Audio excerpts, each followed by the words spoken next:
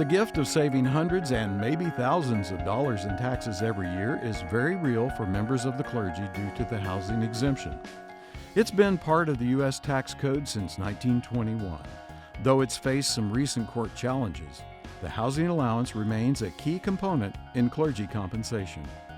Calculating the amount of your annual salary to be approved as housing allowance may be daunting, but it's worth pushing through what seems like a difficult task. After 1 or 2 years of tracking your expenses, you'll find making the annual request to your church board will be a simpler task. Here are key points about the housing allowance. Federal law states the maximum amount ministers may claim as an allowance is the number that results from adding the fair market rental value of the home in which you live, furnished plus utilities. Thus, it's important you know what this number is. A real estate appraiser or agent can help determine that number. You'll avoid paying taxes each year on the lesser of the annual amount approved by your church board, the amount you spent, or the total that results from the fair market rental value furnished plus utilities of your home.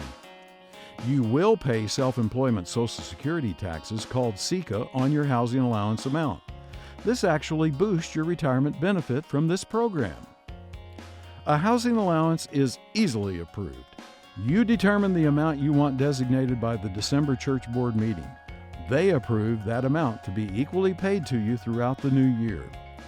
A typical pastor with a salary of $50,000 and an approved housing allowance of $20,000 will save approximately $2,400 in federal taxes each year.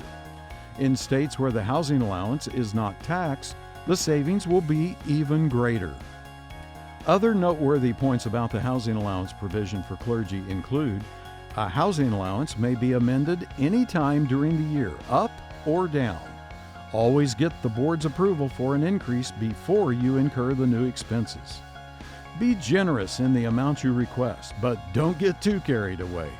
Any amount not used will be reported as other income when you file your tax return. Qualified housing expenses include a long list. It's easier to say what you shouldn't include. No food costs, nor maid service. If you're a full-time or bivocational pastor receiving minimal compensation, ask your board to designate 100% of your compensation as housing allowance. Church boards should approve a safety net housing allowance resolution. This provides newly hired ministers a housing allowance on first paychecks issued by designating a percentage of each check as housing. This allows more time to prepare the initial request for approval.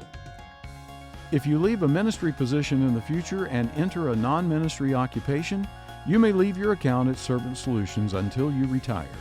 More importantly, if you keep your ministerial credentials active until and into retirement, you'll be able to take your retirement distributions from Servant Solutions, use the funds to pay housing expenses, and avoid or reduce taxes on the distributions. Keep all records and receipts related to your annual housing expenses for a minimum of 3 years after each year's tax filing. This documentation will be important if you're audited by the IRS. The housing allowance is a benefit for clergy that can provide an unexpected blessing. Are you taking full advantage of what the IRS says can be done? For more information, visit our website today at servantsolutions.org. Check it out and encourage your board and treasurer to do the same. Questions? Please contact us. Servant Solutions, serving those who serve.